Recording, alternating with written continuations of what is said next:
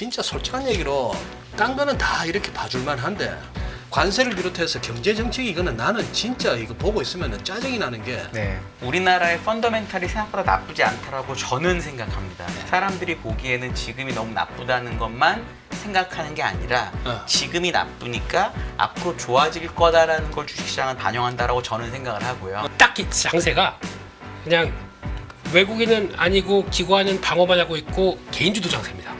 그러면 개인들이 뭘 좋아할까요? 개인들은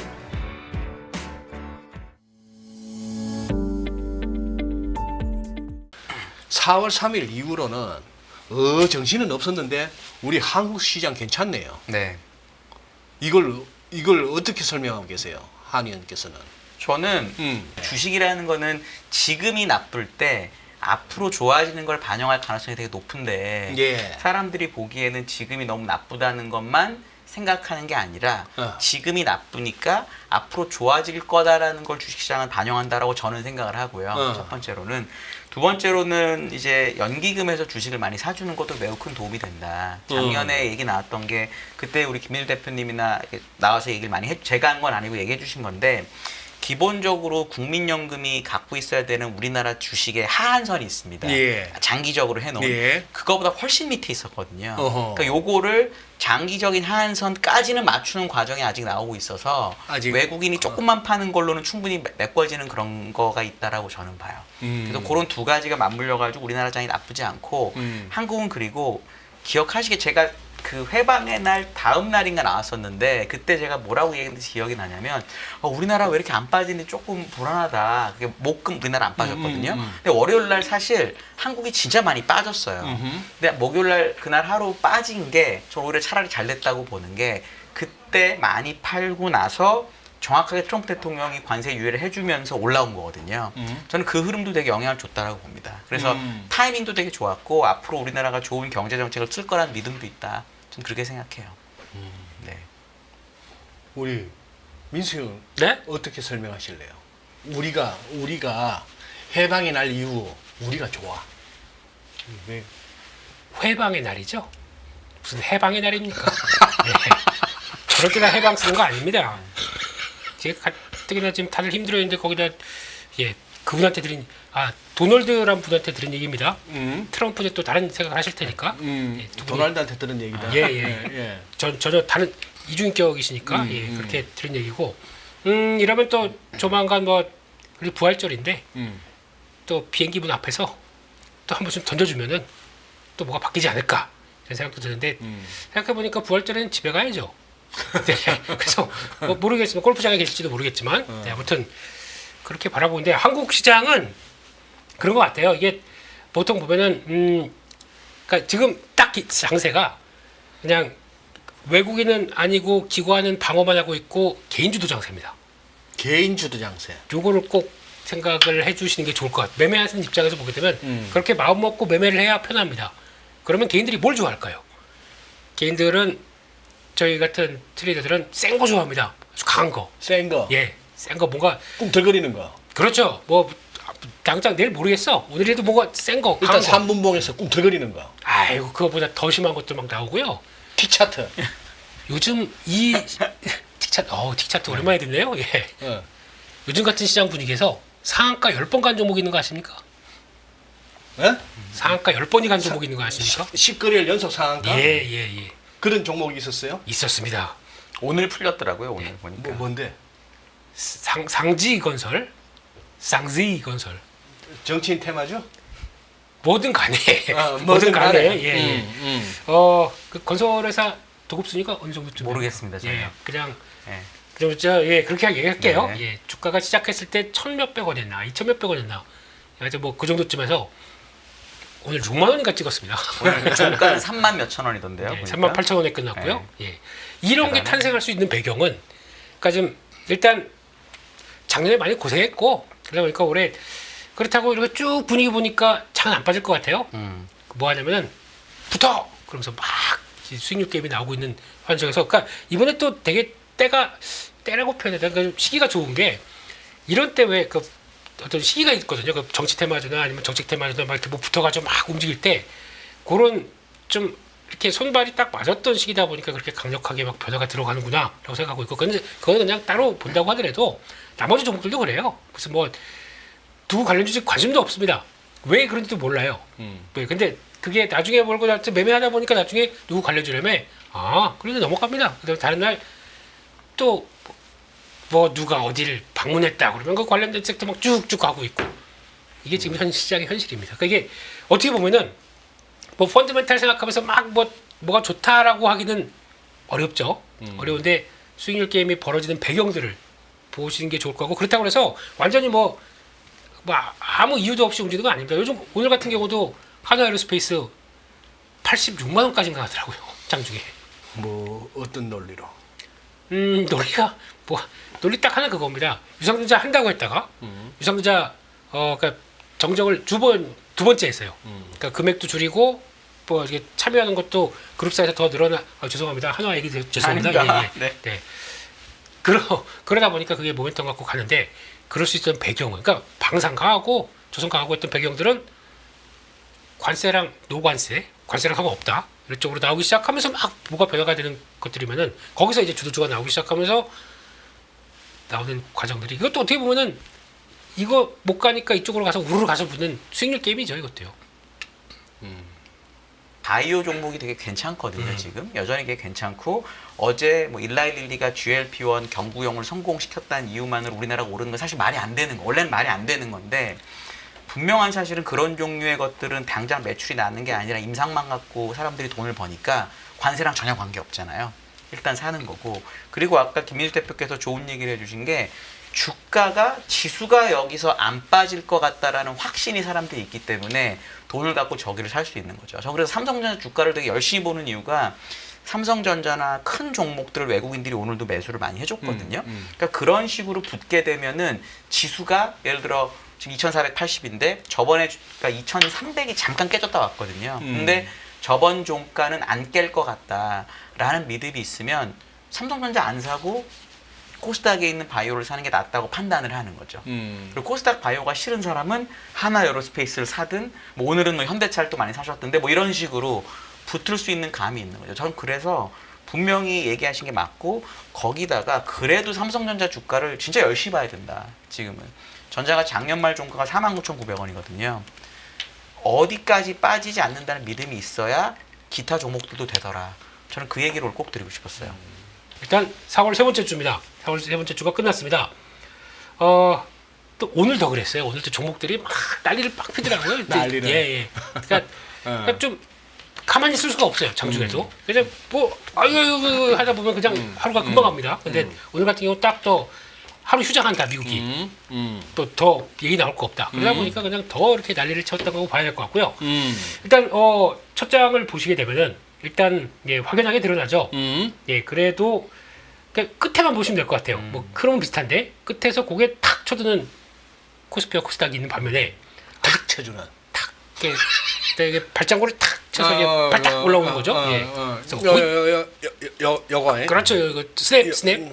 우리 홍 PD님 빨리 이런 거는 좀 잡아주시오, 화면 좀. 뭐 진짜 재미도 없는 좀 요거. 그러니까 오케이. 안에서 놀고 계셔 보니까 빨리빨리 안 놀리고.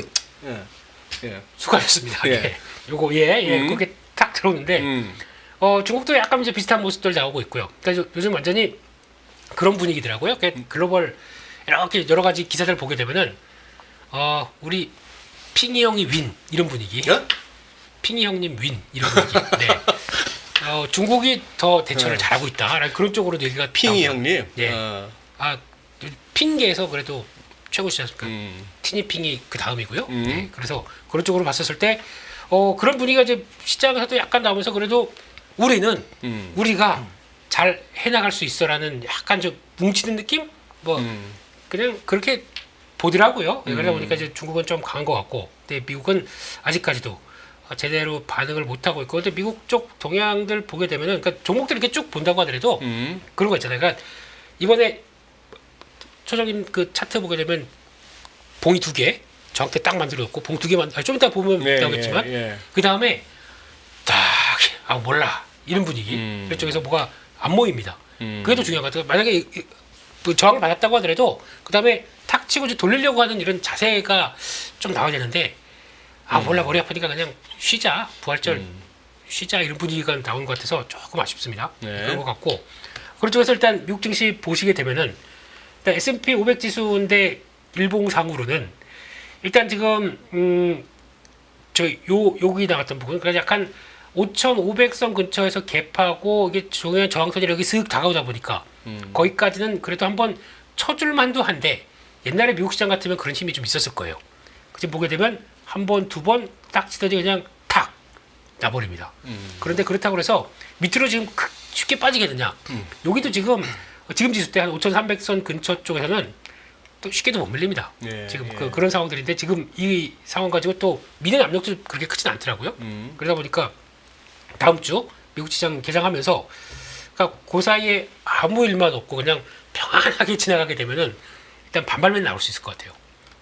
반발 매매. 예, 반발 매수. 반발 매수. 예, 나올 별일 없이 이렇게 가면은. 네, 그게 문제죠. 별일 없이. 별일 없이. 네, 그냥 네. 이 상태로 가게 되면 반발 매수 나오는데 그게 또 강할지 않을지 모르겠습니다. 그냥 이 정도쯤에서 워낙 지난번에 크게 흔들렸다가 밑에서 하고 돌아섰기 때문에 다시 한번 훅 들어올 수 있는데 그러면 그렇게 되면 이렇게 추세에 대한 저항들이 들어오는데 그 추세에 대한 이걸 표시를 안 했네요. 예, 저항 들어오고 그거를 돌파하는지가 중요하겠죠. 네, 그렇게 되면 한 5,400 여기 돌파하면서 이렇게 나오는 게 중요할 것 같은데 그거마저도 약하다.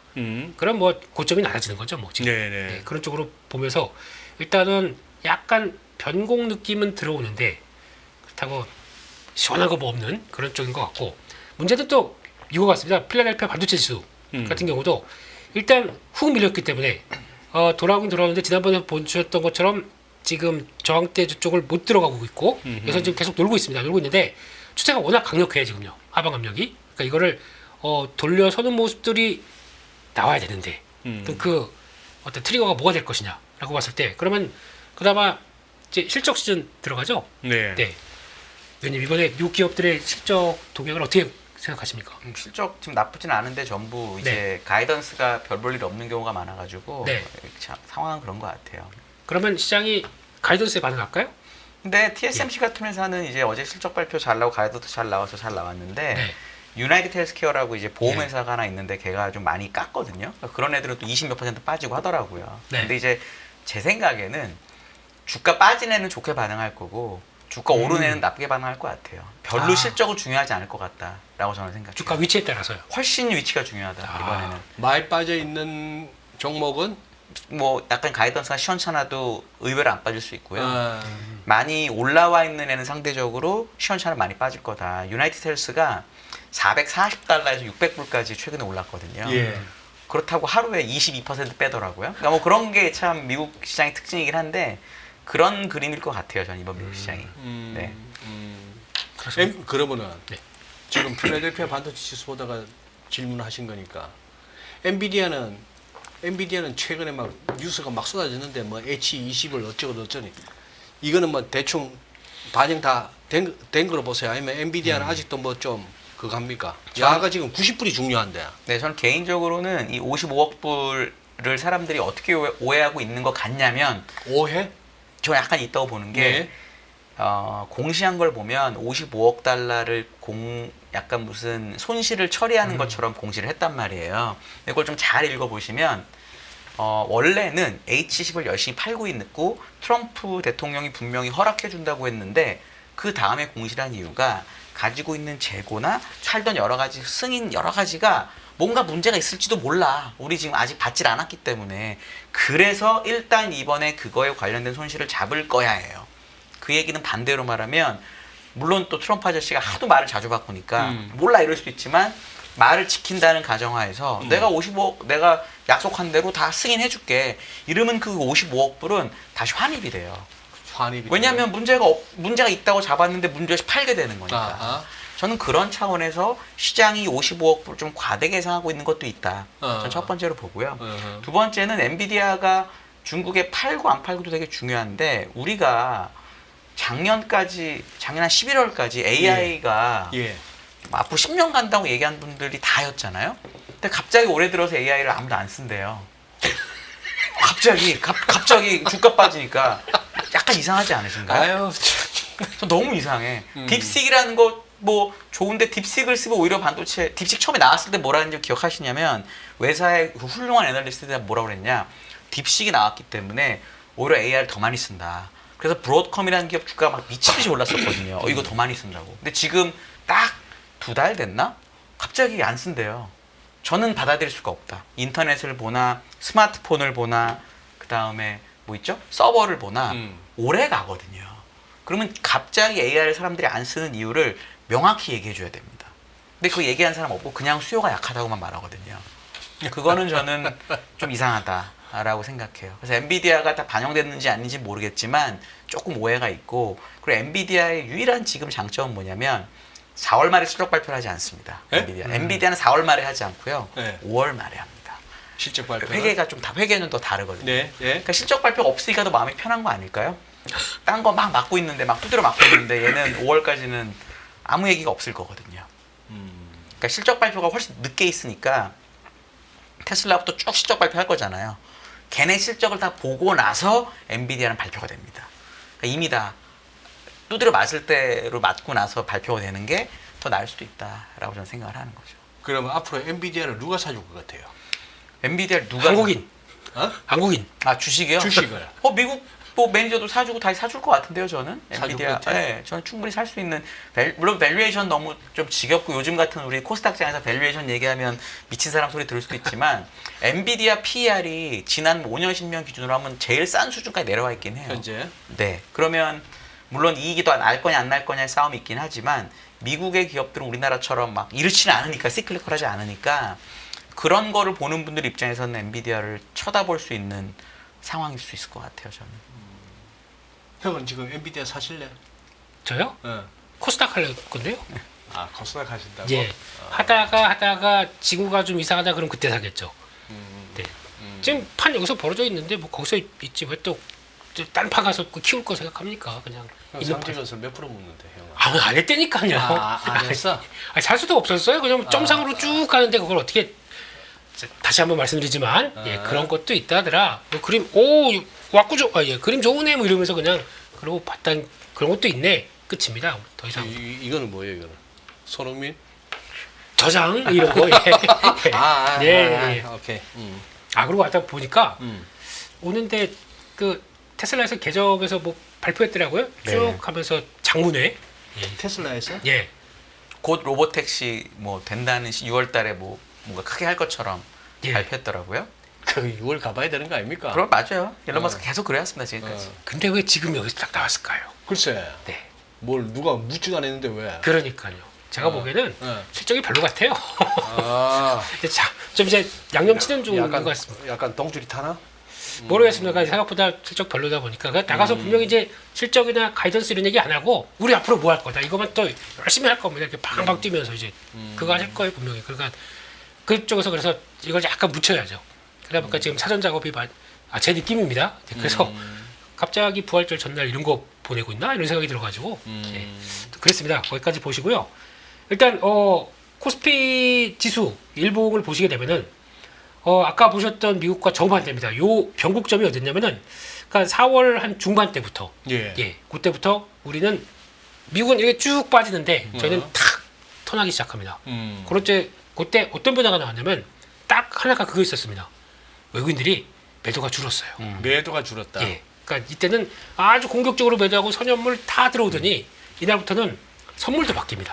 선물도 어느 날은 매수했다 또 매도했다 하는데 그 규모가 많이 줄었습니다. 그러니까 일단 뭐 이 외국인들 매도 이렇게 쭉 들어왔던 거는 일단 뭐 클라이막스 아니면 뭐 할 건 했고 그다음에 더 지금 대응하기는 뭐 이제 관망하는 수준 정도의 모습들이 나오다 보니까 그걸 이제 틈타서 공격 들어오는 거죠 저희가. 그렇게 봐야 될 것 같고 위원님. 네. 외국인들은 그럼 언제 다시 합니까? 계속 뭐 올해도 벌써 그럼 9개월째 매도죠 이러면. 다음 달에 안 살까요? 그래도 다음 달에 뭐 알 수가 없죠. 사실은. 근데 환율이 지금 1,420원까지 빠졌고 네. 그리고 이제 안정화가 된다고 생각을 하면은 외국인들이 들어오거든요. 보통 많은 분들이 약간 이것도 약간 오해 비슷한 걸 수도 있는데 네. 환율이 높으면 앞으로 떨어질 거니까 많이 산다라는 분들도 있는데 제 경험상 이거는 뭐 소장님이 저보다 훨씬 더 잘 아실 내용이지만 그렇죠. 제가 조금만 얘기를 하면은 환율이 높아지는 구간에서는 절대 안 사더라고요. 높아졌다가 떨어져서 약간 뭔가 안정화가 될 때쯤에 매수세가 들어오니까 그렇게 보면은 최근에 원달러율이 떨어졌으니까 다음 달이 아닐까라고 조심스럽게 생각하는데 어떻게 생각하세요, 소장님? 뭐 빠져봐야 많이 빠지겠으며 올라가면 또 막아줄 뭐 또 허가 있고 이래가 밑으로 뭐 1380이나 50 밑으로 안 보는 것 같아. 1380. 네. 1380이나 뭐 60 그 밑으로까지는 안 보는 것더라고요. 그럼 오히려 외국인들 입장에서는 그게 맞는 거면 지금 사는 게 가능하죠. 왜냐면은 안정화가 되는 거라는 말씀이시잖아요. 변동 줄고. 그러면은 살 것 같은데요, 저는. 오래 가면 되죠. 여기 왜냐면은 그리고 채권은 채권도 너무 잘 아시죠. 채권은 우리나라 보통 국채를 매수할 때 해지를 거의 다 해요. 거의 다 합니다. 채권은. 근데 주식은 환해지를 진짜 거의 안 하거든요. 제가 옛날에는 주식은 회사에서 했었으니까. 그렇기 때문에 주식을 사는 투자자들은 환율 변동성이 클 때는 사실 사기가 좀 그래요. 왜냐하면 헤지펀드 같은 경우에는 이 조금만 움직여도 지금 한때는 채권 쪽은 어지간하면 다 해치하고 들어온다고요? 저는 웬만하면 해지도 하고 금리도 하고 되게 많이 그래서 커런시 스왑이나 이렇게 되게 많잖아요. 그런 경우가 되게 많은데 주식은 제가 알기로 거의 안 하거든요. 그래서 요즘에 제 생각엔 채권만 무지하게 사는 게 아닐까 약간 네. 그래요. 근데 아까 일단 보니까 코스피하고 코스닥하고 우리 김 대표 가져온 차트에 보니까 코스닥은 이미 올라서 있네. 그 까만색 선을. 브라보. 브라보. 예. 어. 그러니까 제가 자꾸 센 데서 놀거든요. 트레이더들은. 어. 그러면 거기 있는 게 맞다라고 생각해서 어. 그래서 그냥 올해 들어서 가장 가장 딴거 없잖아. 예? 움직이는 쪽 가잖아. 뭐가 있는 게 아니고 뭐 시세만큼 더 그리면 그쪽으로 확실하게 가서 놀잖아. 형은 거기서. 저 선생님, 네. 저 그런 사람 아닙니다. 장기 계좌도 있습니다. 아이 물론. 예, 예. 장기 계좌도 있고 그것도 다 보긴 보는데 잘 안 봐요. 보면 장기는 뭘 자주 봐. 그냥 장기는 그냥. 장기 말고 바둑을 좀. 예. 그러니까. 그래서 지금 분위기는 아까 잠깐 이거 딱 보셔서 그렇지만은 일단 미국보다 둘 다 낫고 미국보다 나았고. 예, 그리고 거기다가 이제 슬슬 코스피는 그 아까 보셨던 그 미국의 S&P 500의 그 5,500대 저항대 부근 같은 경우를 벌써 진입했습니다. 들었던 얘기는 힘이 다르다는 얘기죠. 예. 네, 그리고 거래 없이 들어왔다 그러면 제가 그냥 그런가 본데 여기 돌릴 때 보게 되면 거래도 꽤 붙습니다. 그러니까 이건 외국인들 매도 나온다고 하더라도 그거 소화한다는 얘기겠죠. 그런 게 힘이 있다라고 봐야 될 것 같고 그런데 문제는 말입니다.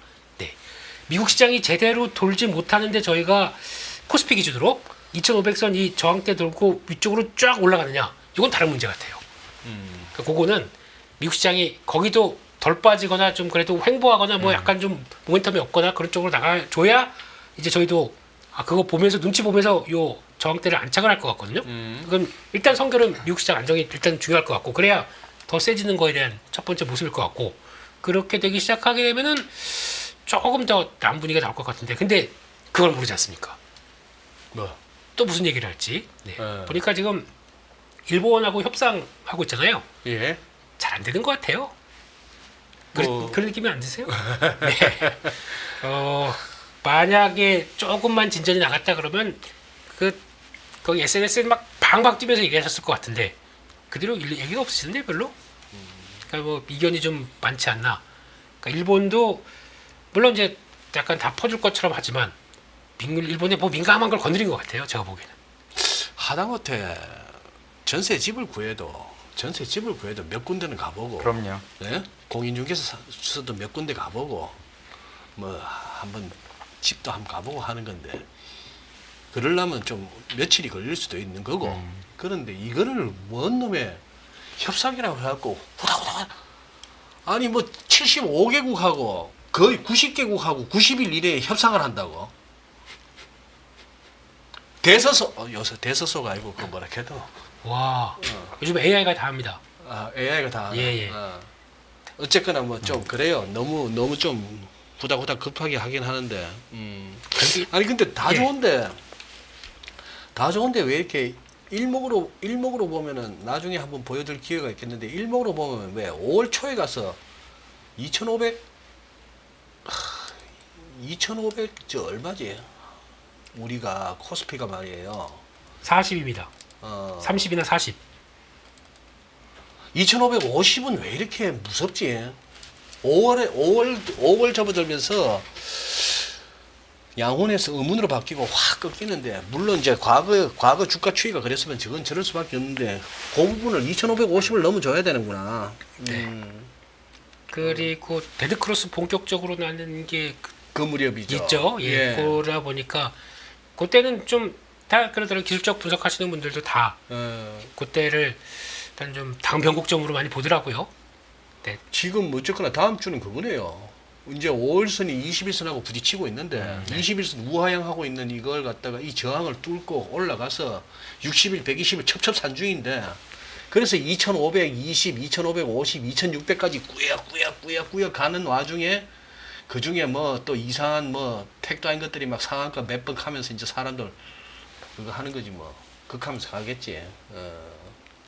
저를 그렇게 뚫어지게 쳐다보면 아, 저 몰라요. 처음부터 그 씨, 차라리 모르는 게 나을 뻔했다. 괜히 그 얘기 듣고 나니까 왜 이렇게 싱숭생숭하게 막 기분이 그런 것도 있었으면 그게 시장의 분위기, 나도 열심히 매매해서 그쪽으로 어디 한번 따라가나 보자 뭐 이렇게. 내 그거 손대 갖고 내 인생 풀린 놈 못 봐서 그래. 한 놈이라도 봤으면 내가 원하겠는데 이게 또 어떻게 방법이 될 수 있다. 이 팔자 고치는.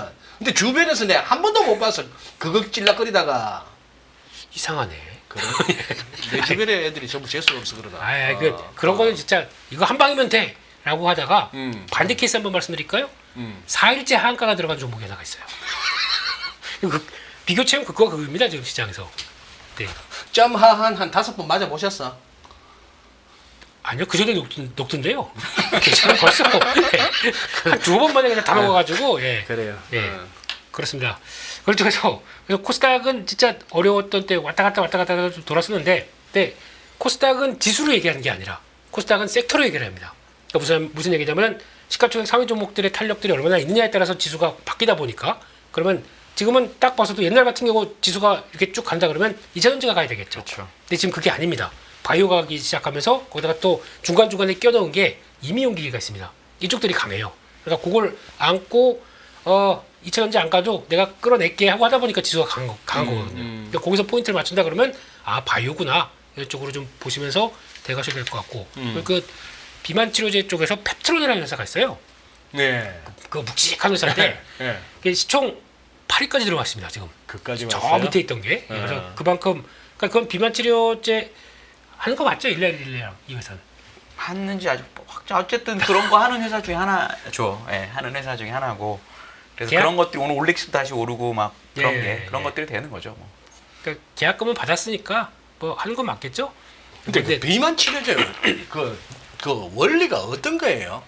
아예 막 속을 뒤틀리게 해갖고 막 식욕을 저하시키는 건가? 이게 GLP-1이라는 게 원래는 당뇨가 원래 인슐린이 없어서 인슐린 억제라고 뭐 이렇게 하는 거거든요. 예. 근데 그게 다음 세대로 GLP-1이라고 그래가지고 옛날 한미약품 기억하시죠?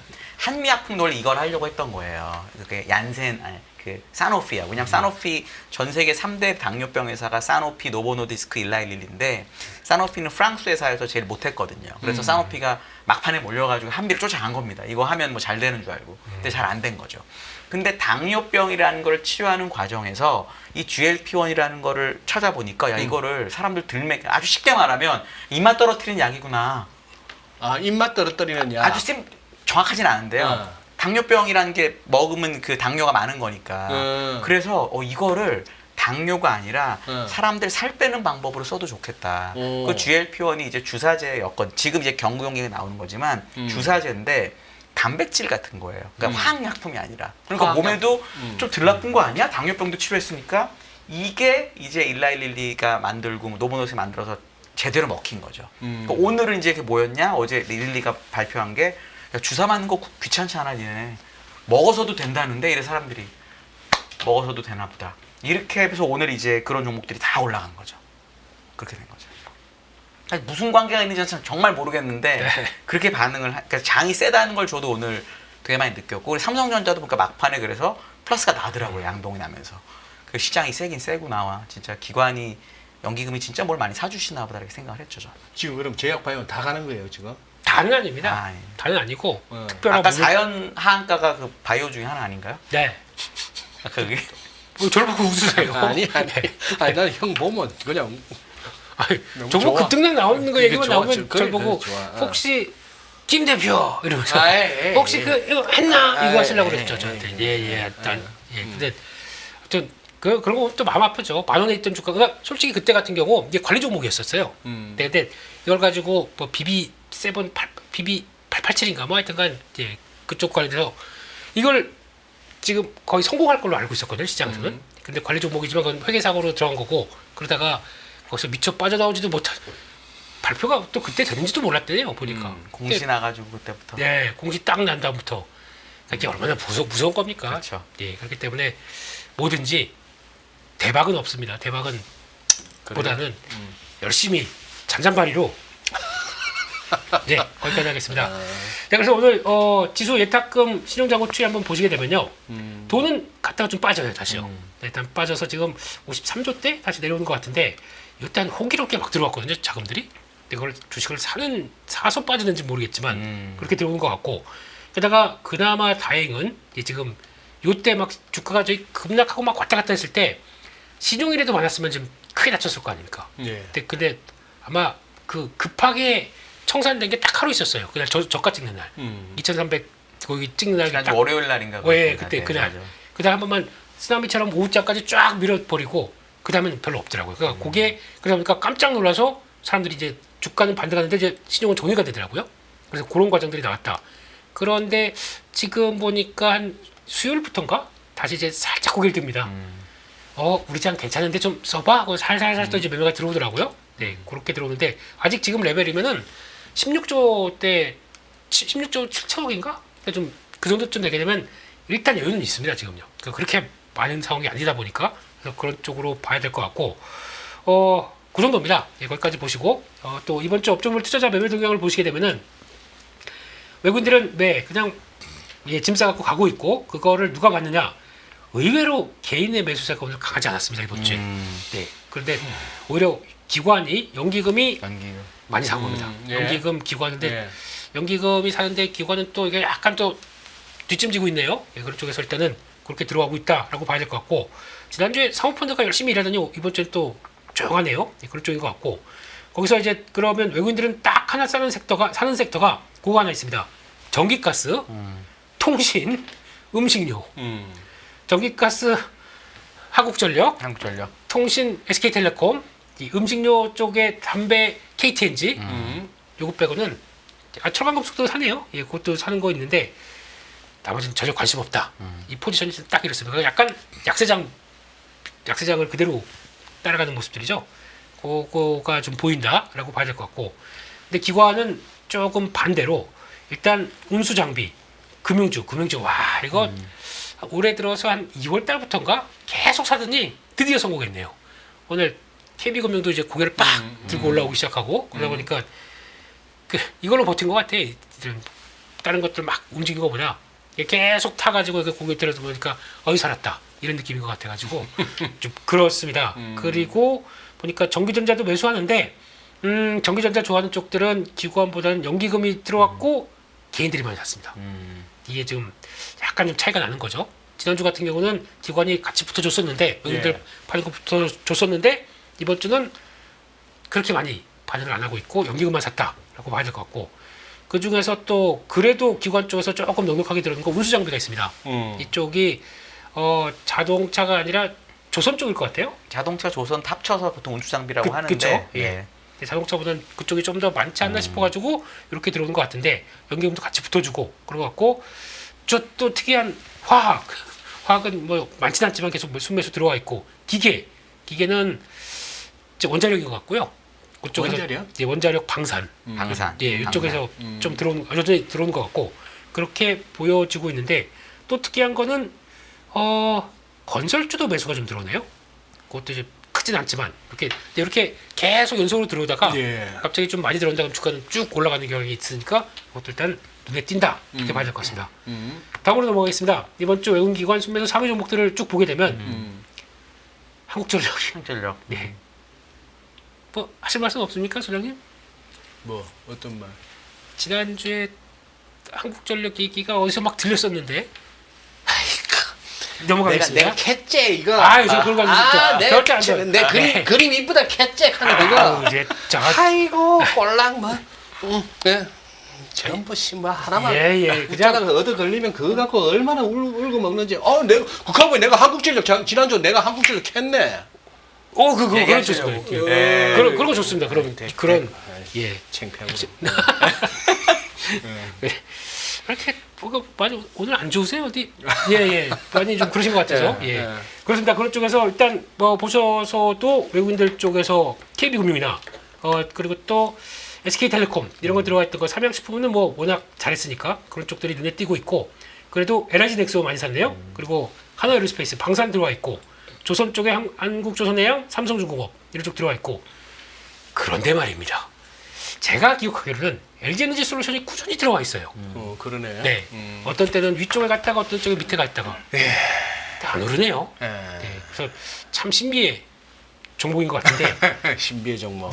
어떤 힘이 나는지 한번 봐야 될 것 같고 그 밖에 또 코스닥 쪽 보게 되면은 일단 뭐 똑같습니다. ABL, 팩트론, D&D 파마리 다 알테오전까지 파마리스까지 뭐 다 치게 그렇지. 되면은 거의 다 바이오로 그들도 이렇게 하는데요, 뭐. 그러니까 그러네. 그러니까 움직인다라고 봐야 될 것 같고. 바이오. 기관 쪽에서는 의외로 HD현대일렉트릭 오랜만에 힘내네요. 그리고 또 LS 일렉트릭 전력기기 쪽 일렉트릭 들어오고 있고 게다가 또 LS까지도 치게 되면 뭐 다 그쪽이겠죠. 그런 것 같고 두에빌 두에빌. 원자력 쪽이 좀 들어온 것 같고 그런 쪽으로 보는데 나베르는 나벨이요? 없습니다. 없어요. 네. 오케이. 요즘 왜 이렇게 안 사줘요 나벨은? 그 뭐시 AI. 아이 가봅시다. 하도 주변에서들 많이 갖고 계시길래 응원을 하는 차원에서 자꾸 나베르 하는데 나베르 아시죠? 저 네이버라는 걸 지금 알았습니다. 저는 처음에 나벨이라는 회사가 뭐가 있을까 속으로 막 생각하고 있었어요. 근데 주변에 많이 갖고 계신다고 해가지고 네이버인가 보다. 그러니까. 네이버 맞죠? 네, 맞췄다. 그렇죠.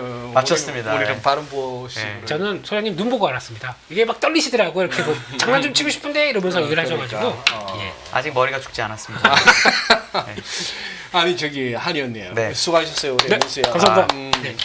저기 반도체 관련해서 아직까지 관세 품목별 관세 아직 발표 안 났죠? 네, 아직 안 났습니다. 근데 아까 삼성 이 와중에 삼성전자 주가를 갖다 열심히 보자 하셨는데 네, 그냥 저 차트적인 입장에서 네, 이거 57,000원 열어봐야 꼴랑 5,000원이야. 네. 62,000원 가면 또 엎어진다고. 네. 엎어진다기보다 그거 가면 또 버벅거린다고요. 이걸 열심히 볼 필요가 있어요, 이거. 그러니까 저는 그거를 삼성전자를 뭐 매수하거나 이럴 걸 위해서 열심히 봐도 되는데 아까 김민수 대표께서 얘기한 것처럼 내가 코스닥의 강한 종목을 사보고 싶다. 코스닥에 그럴 때 아. 삼성전자 주가가 무너지지 않아야지 저는 코스닥을 편하게 살 수 있다고 보거든요. 그 김민수 대표 같은 정말 전문가는 사실은 장이 무너져도 내가 좋아 보이는 센 종목을 고를 수 있어요. 그러니까 제일 센 거를 사면 장이 무너져도 괜찮거든요. 근데 일반적인 경우에는 그 센 지경까지 그 경제까지 가면서 속이 많이 문드러졌어요. 그러니까 근데 이게 아직 저희는 문드러지기 전이니까 일단은 삼성전자가 버티고 장이 예를 들어 오늘 같은 날도 장 초반에 코스피 뭐 0포인트 뭐 이렇게 막 글쎄. 왔다 갔다 이랬거든요. 그러면 사실 코스닥에 좋아 보이는 핀이나 이런 게 있어도 손이 나가기가 너무 힘듭니다. 근데 오후부터 약간 이게 모양이 이러면서 전자가 약간 이렇게 되면 마음이 편하거든요. 글쎄. 저는 그래서 그런 전자를 차원에서 열심히 봐야 된다고 저는 생각을 하거든요. 그리고 아까 관세는 제가 이게 몇 번 한 것 같기도 아닌 것 같아요. 4월 2일 날 관세 자료가 나왔을 때 그 원문이 있거든요. 예. 거기서 트럼프 그 미국에서 한 얘기가 명확히 뭐가 있냐면 관세를 매기는 목적이 미국의 그 제조업 밸류체인을 잘 만들겠다는 내용이 있어요. 근데 그 밸류체인의 예를 들어준 게 뭐냐면 방산에 들어가는 거, 반도체, 제약 뭐 이런 거예요. 자동차 이런 거거든요. 그럼 그런 것들은 미국의 공장을 짓는 거를 약속하고 짓기 시작하면 관세를 매길 이유가 하나도 없어집니다. 근데 바이든 대통령은 그거를 보조금을 줘서 하려고 했던 거예요. 칩스라는 걸로. 근데 저는 트럼프도 보조금 줄 것 같긴 해요. 왜냐면 미국이 법을 바꾸기가 쉽지 않으니까. 근데 보조금을 안 줄 것처럼 이렇게 해놓고 공장을 짓는 게 확인이 되면 관세를 유예하는 방향으로 갈 가능성이 훨씬 높다라고 저는 생각을 하는 거죠. 그런 차원에서 저는 생각을 하는 거고, 그리고 지금 이제 관세 매긴다고 하니까 막 미리 막 사는 수요가 있어서 지금 가격 올린다고 난리거든요. 그런 부분이 그래서 외국인들을 보시면 지금 삼성전자는 순매수가 그래도 가끔이라도 들어오는데 SK하이닉스가 순매도가 며칠째 계속 되는 것 같더라고요. 그러니까 만약에 그런 식으로 선 수요가 있어가지고 레거시 반도체 가격이 오르면 전자가 좋다라고 느끼는 것 같아요, 저는. 그러니까 그런 흐름까지 보는 게 지금 반도체는 맞다라고 생각을 하죠. 미국에서도 그래서 어제 같은 날 엔비디아가 그렇게 빠지는데도 예. 뭐 시게이트나 마이크론 이런 거는 그래도 조금 물론 좋다는 게 아니고요. 그나마 덜 좀 빠졌어요. 괜찮았거든요. 예. 그나마. 어. 그러니까 그런 흐름이 미국에서도 지금 나타나고 있다. 그거를 우리나라에서도 보면 한국장이 덜 빠지는 게 이해가 되고 처음 예. 여쭤보신 대로 그러면 코스닥에서 예를 들어 내가 센 종목을 해보고 싶다. 예. 가능한 거죠. 그런 차원에서는. 네. 이거 저기 오늘 HMM이 참 희한하던데 개장 초에 이게 8% 넘게 뛰다가 이게 거의 뭐 0.4% 그냥 강보합으로 끝나갖고 짱대 음봉이 훅 생겨버렸는데 소위 그거 아니에요. 중국 선사들하고 중국산 선박 그거 미국 항구대 가면 수술 내라고 했는데 네네네. 그 재료 갖고 이제 한번 펄떡 뛰었다가 이제 네. 그냥 원위치 한 거 아니에요. 네. 지금 이 뉴스가 그러면 실제 이런 우리 해운사나 이런 쪽에 영향을 줄 만한 뉴스입니까? 그러니까 이게 만약에 진짜 이대로 되면은 이대로 되면은 중국 배를 쓸 수가 없죠. 그러니까. 너무 비싸니까. 어. 그러니까 당연히 그 다른 나라 선사를 많이 쓴다 뭐 이런 거가 될 텐데. 그리고 이게 그 8%는 좀 과했다 치더라도 이거 그냥 원위치 할 정도는 아니잖아요. 왜 이래? 왜 이런 거 같으세요, 대표님은? 세론. 세론, 네, 한마디로 딱 세론. 세론, 예. 랠리, 세론 뉴스, 뭐 세론 뉴스 때문에 그냥 뉴스 때문에 그냥 그냥? 하다가 줄줄 밀려버리고 여기서 더 끌고 가야 돼 뉴스 나왔는데 뭐 이런 분위기인 것 같고 그리고 제가 보기엔 첫 번째는 또 정확한 요율이 안 나왔습니다. 수수료 얼마로 들어가겠다는 것들. 그러니까 이게 USTR 보고서 나오는데 그 내용 밑에 쭉 가게 되면은 누가 청원을 해서 그렇고 누가 했고 이 얘기가 더 많아요. 이게 페이지가 더 길어요. 그렇다는 얘기는 뭐 들어왔으니까 조사했다는 내용들까지 나오고 거기서 이제 결과를 가지고 2단계로 얘기를 한 건데 그 중에서 솔직히 이게 딱 나온 다음에서도 그러니까 하긴 하겠지라고 했는데 그러면 잠깐 보자. 중국 선사와 중국 해운사 그러니까 선사들 해운사들 이거 다 빼고 나서 보게 되면 이거 물동량은 더 안 좋아지던데 이런 얘기 아닙니까? 돌아갈 데가 없는데 그런 쪽으로 나오겠죠. 그러면 운임은 더 빠질 텐데 이런 쪽으로 나오는 거 아닙니까 결국엔? 가뜩이나 지금 과세 때문에 운임도 별로 안 좋은데 물동량이 준다고 그래가지고 그래서 그렇게 되면은 이게 호재가 아니라 악재일 수도 있겠네 뭐 이런 쪽으로도 해석하지 않았을까 생각은 들고 있고 그냥 모르겠습니다. 그냥 제 느낌입니다. 그런 것 같고 그리고 또 시장에서는 이거 그대로 못 밀어붙여 이렇게 될 것 같아요. 그러면 그냥 글로벌 무역은 그냥 중단시키라는 얘기인데 글쎄. 지난번에 보니까 그러니까 중국에서 만든 그 컨테이너 선과 그리고 또 중국에서 만든 벌크 선과 이 모든 걸 합쳐가지고 다 따지게 되면 거의 뭐 7, 80% 차지한다면서요. 그거 가지고 나머지 갖고 뭘 하라 그러면 나머지가 그걸 어떻게 합니까? 그걸 다. 그러면 말도 안 되는 거고. 그러면 이건 뭐 그럼 아예 무역이 없이 그냥 자급자족하면 되겠네요. 다 원시 생활로. 근데 그리고 이게 예. 그 시행이 6개월 후예요. 네. 6개월 유예가 됐습니다. 그러니까 지금 이렇게 세게 때리긴 했는데 시행 일자가 10월 며칠이에요. 근데 우리가 6개월이라는 기간이 짧다면 짧고 길다면 길지만 우리 지금 관세는 얼마 유예됐죠? 90일. 석 달이잖아요. 90일. 그거 다음인 거잖아요.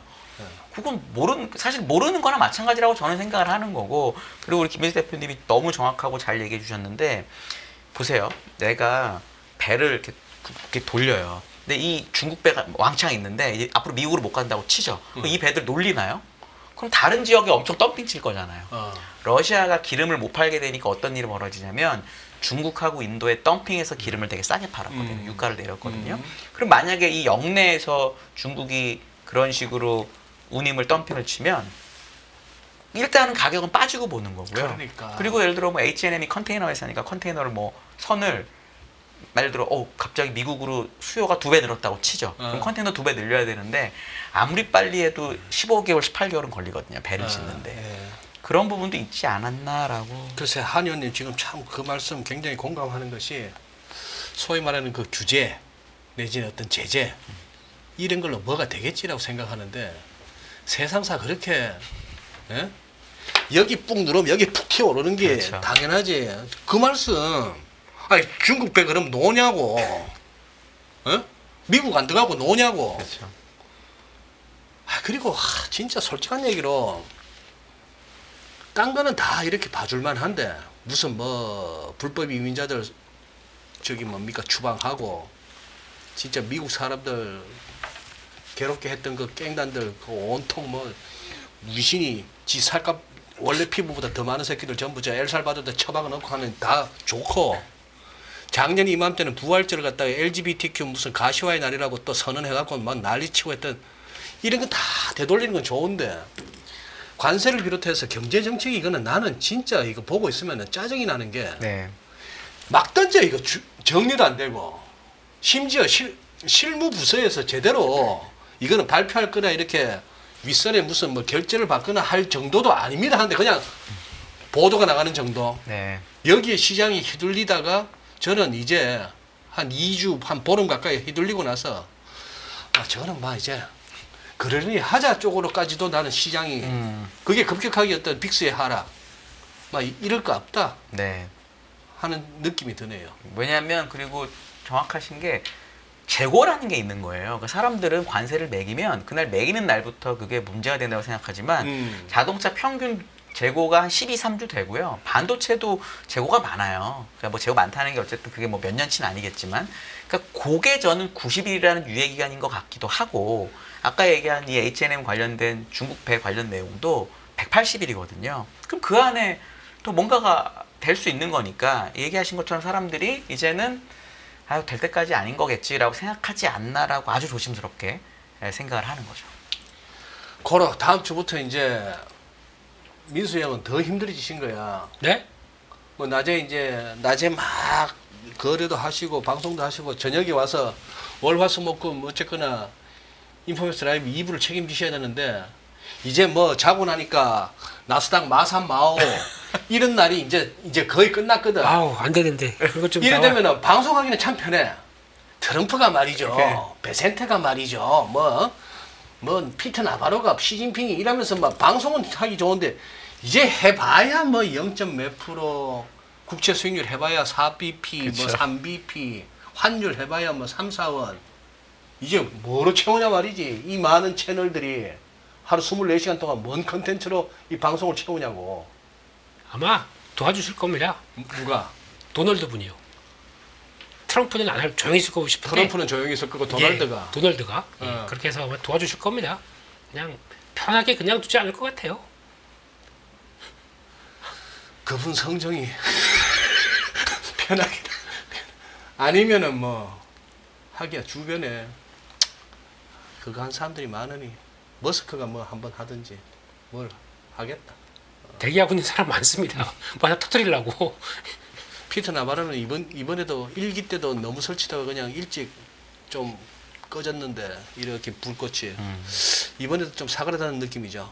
왜냐하면 어쨌든 이거를 되게 강하게 밀어붙였던 걸로 알려져 있고 그러니까 인터뷰를 제가 그래서 이 해방의 날이라고 주장하니까 트럼프는 그거에 대한 인터뷰를 보면 나바로도 했고 러트닉도 했고 베센트도 했거든요. 근데 들어보면 가장 강경한 사람은 나바로였고요. 명확히. 그렇죠. 러트닉은 그냥 쫄다구 느낌이에요. 그냥 트럼프가 하는 건 난 따라가야 되겠다고. 베센트가 그래도 그나마 그래도 좀 문제가 있는데 내가 어떻게 해볼게라는 느낌이 되게 강했거든요. 근데 지금까지 나바로가 아마 이렇게 얘기했겠죠. 트럼프 대통령님 이렇게 하면 문제 없을 것 같다. 걱정하지 마시죠. 이렇게 한 건데 걱정이 됐잖아요. 그럼 이랬겠죠. 불러갖고. 이랬을 가능성이 높아요. 이거 뭐야? 이러면서. 이랬을 것 같아요. 그래서 지금은 분위기가 약간 바뀐 이유는 생각보다 반응이 너무 뜨거웠기 때문에 나쁜 쪽으로. 그래서 일단은 조용할 가능성이 있다라고 시장은 보는 거죠. 그리고 실적 발표 때도 일단은 그래도 예를 들어 어저께 넷플릭스 오늘 실적 발표도 괜찮게 나왔고 뭐 TSMC도 주장은 그래요. IR 자료 쫙 읽어보면은 뭐 특별히 관세나 이런 것 때문에 우리 뭐 잘 모르겠는데 일단 그렇게 말을 하니까 일단 시장은 이건 몰라 일단 한번 가보자 이렇게까지 간 것 같아요. 현재는. 네. 현재는. 네. 국채 시장은 뭐 그렇게 출렁거릴 만한 뭐가 있을까요? 그러니까 왜냐면은 지금 4.43 정도 되는데 파월 의장이 뭐 그만두라고 한다면서요. 대통령이 하고 그만두라고 한다는데 너무 미국을 자꾸 중국화, 러시아화 하는 것 같아 좀 그렇긴 한데 우리나라도 한국도 지금 한국은행 총재나 이런 건 다 임기를 이제 지켜주잖아요. 한국도. 미국도 지켜줘야 된다고 저는 생각을 하기 때문에 결국은 트럼프 입장에서는 금리를 빨리 내리라는 건데요. 5월 달 FOMC가 5월 6일, 7일에 있거든요. 근데 5월 6일, 7일은 5월 13일 물가 발표 전이에요. 근데 5월 13일 물가를 제가 아주 대충 계산해 봤는데 지금 평균 유가가 이번 달이 64불, 5불 왔다 갔다 하거든요. 요대로 연말까지, 아니, 월말까지 유지가 되면 물가가 또 떨어져요. 다음 달에 YOY로 2.4가 뭐 한 2.2 이렇게 가거든요. 근데 그 숫자를 5월 6일, 7일에 못 보잖아요. 그러니까 5월 6일, 7일에 파월 입장에서 금리를 내려줘야 될 이유가 하나도 없어요, 사실은. 근데 5월 6일, 7일이 지나고 13일에 물가를 발표했는데 물가가 좀 낮게 나와. 그러면 6월 달에 내려줘도 되는 거죠. 그러니까 사실은 그런 사이클이라고 보면 그냥 마음이 편한데 트럼프 입장에서는 일단 금리를 내려놓고 이쪽을 안정시켜 놓은 다음에 관세를 세게 때리고 싶은 거거든요. 근데 그게 지금 파월이 말대로 안 해주니까 여기까지 성질이 난 것 같아요. 18년에도 그랬거든요. 18년에도 그랬죠. 먼저 금리를 내려놓고 하려고 이랬던 이슈가 있었으니까 그래서 그런 것 같아요. 그래서 채권은 시장 사람들은 뭐 지금 그 정도 생각하고 있는 것 같은데요. 아, 뭐 이렇게 될 거니까 금리는 적당히 트레이딩하면 되겠다. 이런 느낌이 좀 더 강한 것 같습니다. 안녕하세요, 이승입니다. 더 많은 영상을 보고 싶으신 분들은 화면 오른쪽에 있는 구독 버튼을 눌러주시기 바랍니다. 그리고 영상을 보시면서 좋아요는 필수인 거 아시죠? 항상 인포맥스 라이브를 사랑해주셔서 감사합니다.